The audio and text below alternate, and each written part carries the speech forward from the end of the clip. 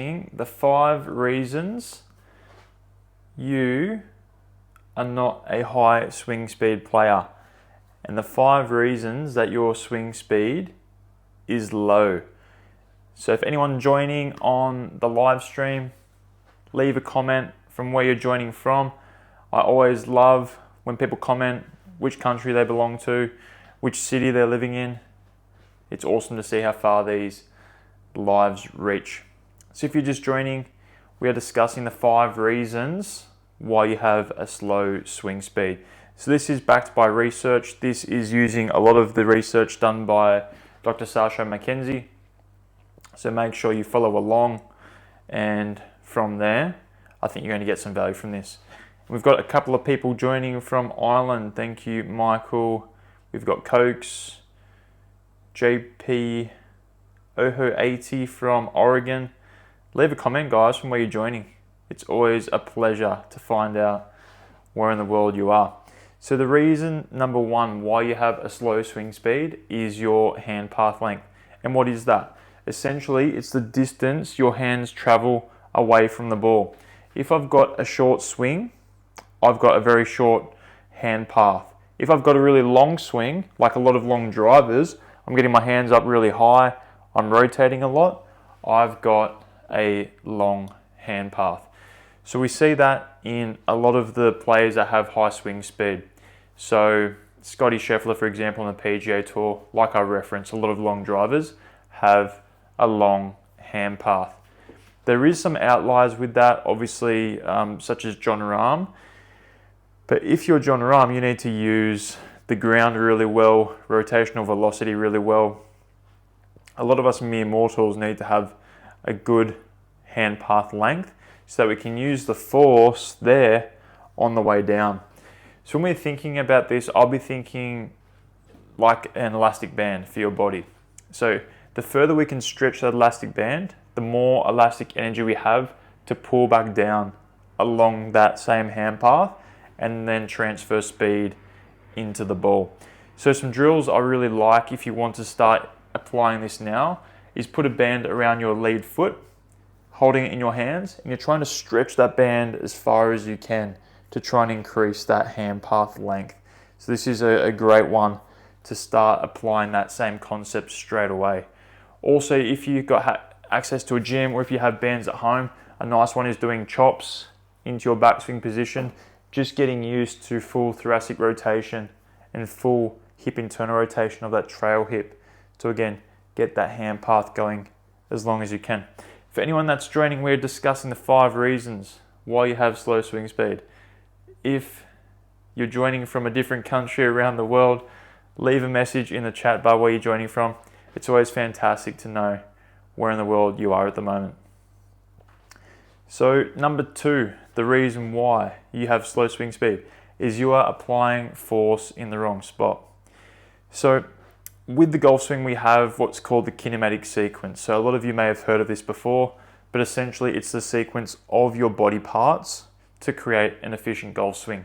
So for example, as we go into the backswing, our hands are going to move first, then it's our torso, then it's the hips, and then we're going to obviously coil into that backswing position.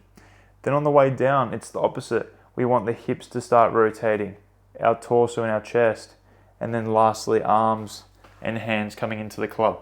If you are getting that sequence incorrect, you're not going to be able to apply the same force in the club. So it's really important to make sure in the backswing you're applying those same sequences, and then in the downswing you're doing the reverse. Otherwise you're going to lose that potential speed. I see a lot of people on the golf course, or a lot of clients, really rush down to the bottom, and it's almost like they're chopping wood and the arms are moving, but then we're losing a lot of this speed and power from our lower body, which where a lot of the force comes from to hit the ball further. So if you're just joining, we're discussing the 5 reasons why you aren't a high speed player, or the 5 reasons why you've got a slow swing speed. So far we've covered hand path length, how far you can turn in the backswing and get the hands up high. Number 2, we're looking at you're applying force in the wrong spot with an incorrect sequence. Number 3, we're talking about ground force and you're not using the ground well enough. So in the downswing, you'll see a lot of tall players start to shift their weight onto their lead side. And before the backswing ends for a lot of them, they're already getting 70 to 90% of their pressure onto their lead leg in that transition. So what this enables them to do is firstly start loading into those muscles around the glutes, the quads, the abductors, and then from there they can start to leverage into the ground. So Rory's obviously one of the best in the world at this. You can see him in that transition start to squat. He's loading that lead side. Then from there he can push and deliver force into the handle at that last moment where he gets the most amount of lag and pressure into the handle. I see a lot of players in my regular club rounds, or a lot of clients I see, in the transition, they'll almost hang back and the weight's almost staying on that trail side and very little pressure is getting across the left side. So from there, it's very hard to get leverage and torque on the club if we're hanging back. We really want to, again, get that shift left, start utilizing the lower body, using the ground for leverage, and then from there pushing to apply as much force as possible. So some great drills for this one is going to be things such as box jumps, starting to use the ground fast and with good speed. Also, we can use kettlebell swings, for example, being able to try and do a goal swing with a kettlebell, learning how to shift the weight with the legs to drive the kettlebell action. The key to this is keeping the arms very passive. We want the kettlebell to move from our lower body, torquing the ground to get that swaying action, both left and right. So it's really important that we get that philosophy understood. And what you can think about as well when it comes to your golf swing is putting something under your lead foot, like a bit of foam, even use your golf towel, something like that. And in your transition, you can learn to start pushing into that towel or bit of foam, as that first part of the downswing. That's going to really teach you how to start leveraging the ground properly. So if you're just joining, we're discussing the 5 reasons why you are a slow swing speed player. And don't take offense to that. It's a bit of a clickbait strategy, isn't it? But I think you guys are going to get some value from this. So, other swing speed killers. Number 4, we're looking at casting. And what does casting mean, firstly? So, in the downswing transition, you'll see a lot of the pro players maintain their wrist angle and they'll let it go at the last second. Whereas we see a lot of players that are slower start to release the club early, and from there, the wrists are very passive through that hitting zone. They're very quiet. There isn't much unhinging happening, and we know so much speed comes from the wrist action. So a lot of the super speed programs or stack system, a lot of these swing speeding aids teach us how to release the club properly. So when it comes to players that are casting it early, again, we're not using the ground and using the sequence correctly. So a philosophy you should think about when trying to apply this is like cracking a whip. So for example, if you had a whip over your shoulder and you release your hand angles really early, you're not going to be able to get that whip to crack correctly, or it'll be very quiet. Whereas if you had a big turn, you release the shoulder, you release the elbow, and release the hand lastly, you're going to get that big chain of kinetics and then cracking it at the end. That's where we're going to get the most power and the most kick from our wrist force. So when it comes to practicing this on the course or some drills to try, I love the Hideki drill. So a lot of you may have heard of this in the past, where essentially you'll take a backswing, you'll start to step onto that lead side, you'll lift the heel up, and from there, the hands are very quiet until that last minute you start to release. So this is a great way to try and apply force at the correct time. Okay, the last one for you guys. So thank you for all joining, by the way. I've seen everyone posting below where you're joining from. I'm just going to scroll up and get to a couple of these spots. I believe someone was from Florida, so I appreciate that very much.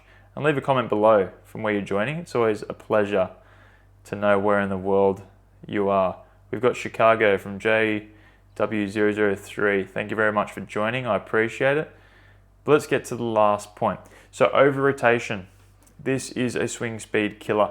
So it can be a killer in both the backswing and also the downswing.